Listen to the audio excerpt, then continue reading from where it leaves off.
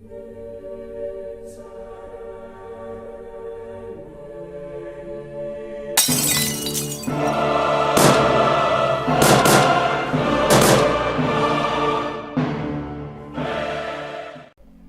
arguing with religious people, the quest for evidence is never ending. It's like a chant. Show me the evidence. Show me the evidence. Show me the evidence. Show me the evidence. No, that's a rhetorical argument. No, that's a flawed logical argument. If your base premises are wrong, then nothing else holds. Show me evidence. Evidence, evidence, evidence. Evidence, always asked for, never comes. But you're often offered things that people think are evidence, even though they're not. And one of the ones recently that has been coming up a lot, hi Dean, is near-death experiences. Now, they're not really evidence of any kind of afterlife. They are at best evidence that there is some relatively common experience to humanity when dying. And there are many far more parsimonious, natural explanations for what's going on then, than what's creating these issues. Rather than leaping merrily and immediately to God, which doesn't make sense. Most commonly cited of late has been Jeffrey Long's research. Jeffrey Long is an actual doctor, but his research is carried out through a group whose aim is to confirm the validity of near-death experiences.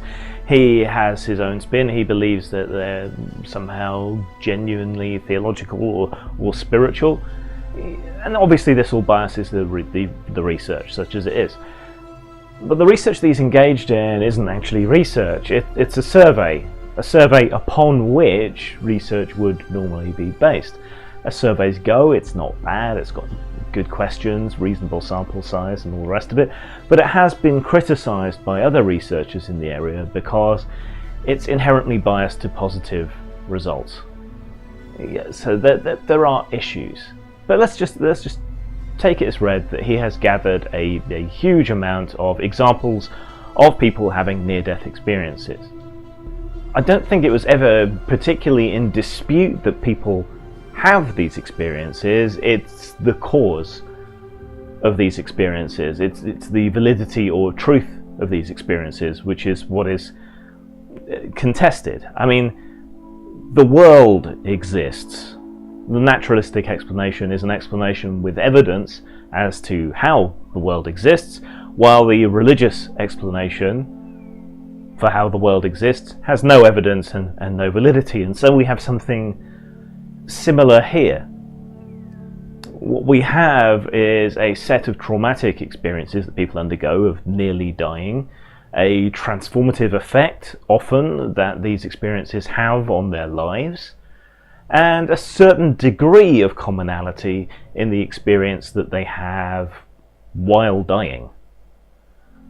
But at no point is there any evidence that the cause for this is the existence of an afterlife, or the existence of a god, or the existence of a spiritual plane, or anything of the sort. There is no evidence of that. So we have something that happens. People have hallucinations and experiences while near death and while recovering from near death.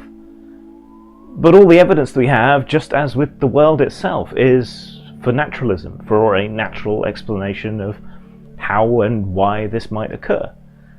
If you want to claim God causes this, or some spiritual plane or something, then that's a claim that needs evidence. No one is disputing the claim that near-death experiences happen, rather they're disputing the causes.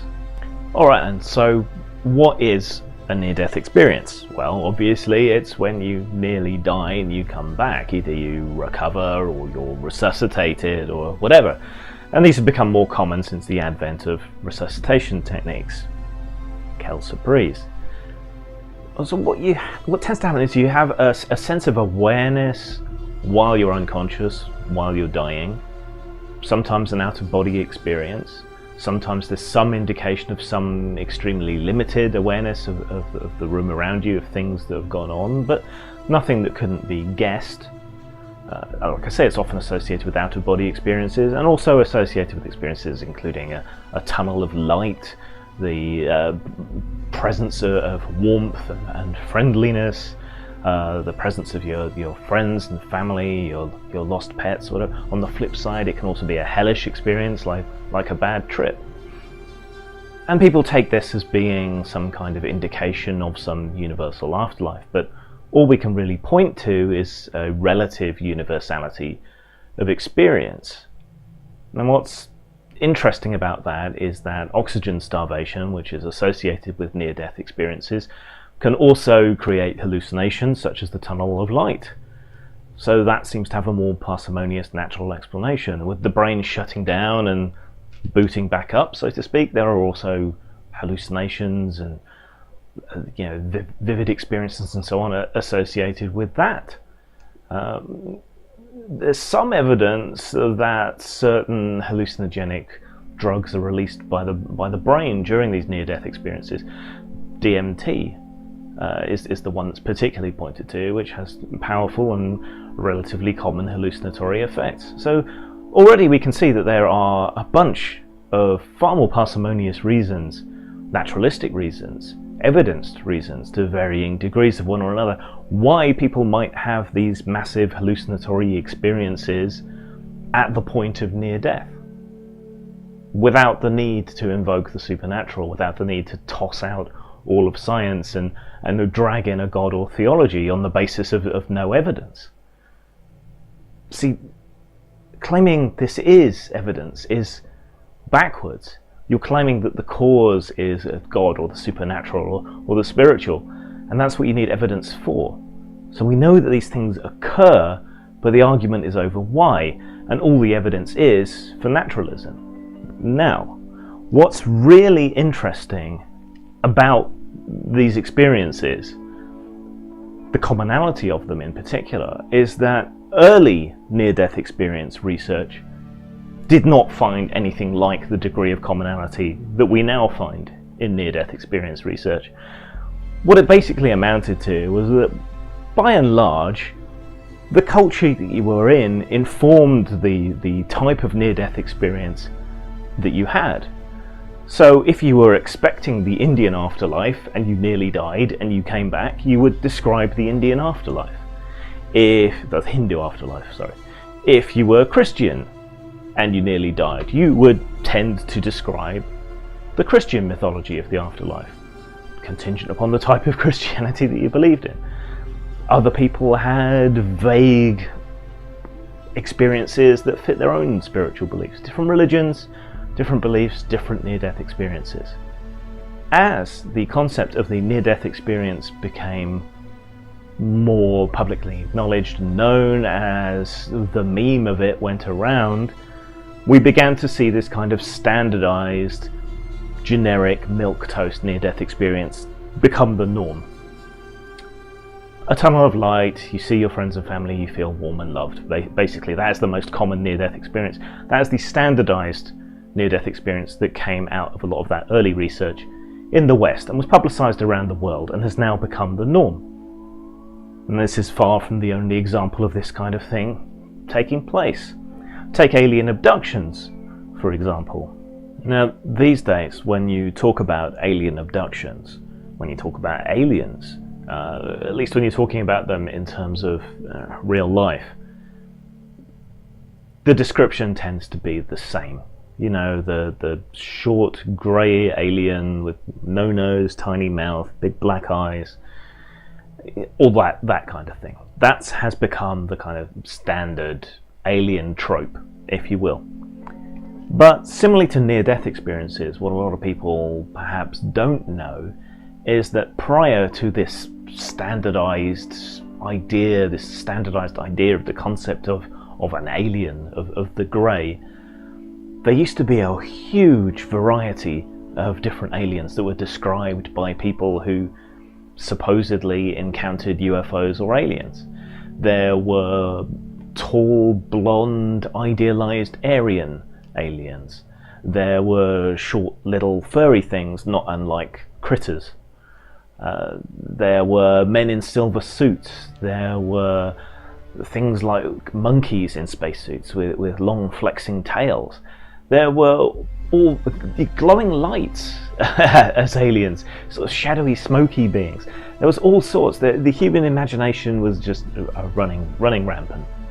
And then slowly but surely, the concept, the idea of the grey alien became associated with alien abductions, became the standard, became standardized through X-Files and earlier shows and ideas and films and publicizations, to the point where the grey alien is now the ubiquitous concept and conceit of an alien. And some people point to that commonality as evidence that there must really be aliens, because all of these ideas of the alien, all of these encounters describe the same thing, when actually it's the media, it's the UFO fandom, if you will, that has created that, in a similar way to the common idea of the near-death experience. Almost precisely the same, in fact.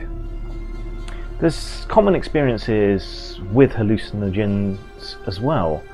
DMT in particular, which we've mentioned in connection with near-death experiences, has the concept of machine elves. This may be a meme in the same way that the other thing. The DMT using community is relatively close-knit and communicative in a way that the LSD community was at the beginning of that whole thing, the whole psychedelic movement. You can see commonalities in patterns and designs and so on there as well. But they have this concept of machine elves. They have an experience. They meet an alien consciousness while they're high on DMT. But this idea of the machine elf, it might just be a meme, or it might be a common effect of the hallucination. You know, these are more parsimonious explanations. Are people on DMT passing through some veil into the astral world beyond and meeting these machine elves? Are they real, or are they just high as fuck and interpreting things through the human mind, desperately trying to find patterns in the hallucinations that they're experiencing, and filtering them through our, societal matrix, how we respond to others, how we tend to see the human, how we see faces and humanoid figures in everything, our false pattern recognition, because we're designed by nature to see human influence, whether in planning or in physicality or whatever else. This is something that may have led us to theism. False pattern recognition in nature and the attribution of it to an active agent like humans, like the societies in which we live. It could all just be flaws in our psychology and a commonality in a hallucinatory experience. There is absolutely no need for a god to be invoked. There is no evidence for a god or a heaven or a hell or any of this to be invoked. Memetics, hallucinations, trauma, these all explain it all. Even the life transformative nature of near-death experiences. We know that profound experiences that people undergo can have an effect on their life.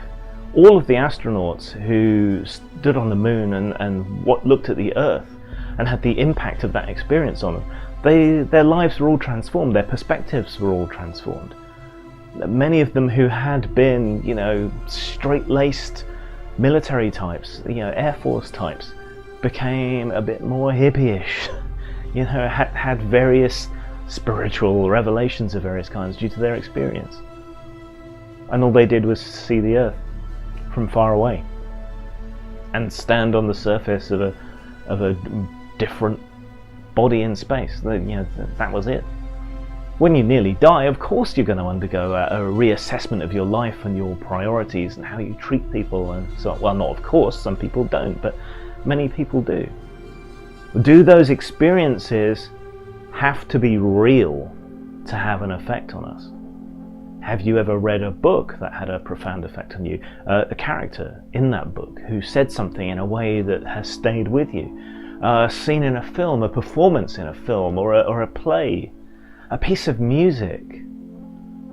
None of the things that they describe need be real. It can be an entirely fictional story. It can be a dose of drugs. It can be standing on the moon. None of these things are supernatural. None of these things are beyond the bounds of physics. And in many cases, they're not even real. It's a fiction. It's an arrangement of music. It's a painting showing something that never happened and never existed. But that doesn't make any difference to our subjective experience of that and the effect that it can have on us, because it provokes us to think within ourselves. To my thinking, it cheapens the human experience and the wonderful things that we can do and accomplish and learn and know, to just go, God did it. Especially when there's no evidence of that. So near-death experiences, no. They're not evidence for the supernatural in any way, shape or form. You invoking the supernatural is an attempt to explain near-death experiences. But if you want to do that, you're going to need evidence for the supernatural. And the near-death experiences do not constitute that. And all the evidence that we have, as with pretty much everything else, is for naturalistic causes. Zang. She said, heaven and hell are one and the same, boy. She told me heaven and hell, boy, one and the same. We all meet somewhere.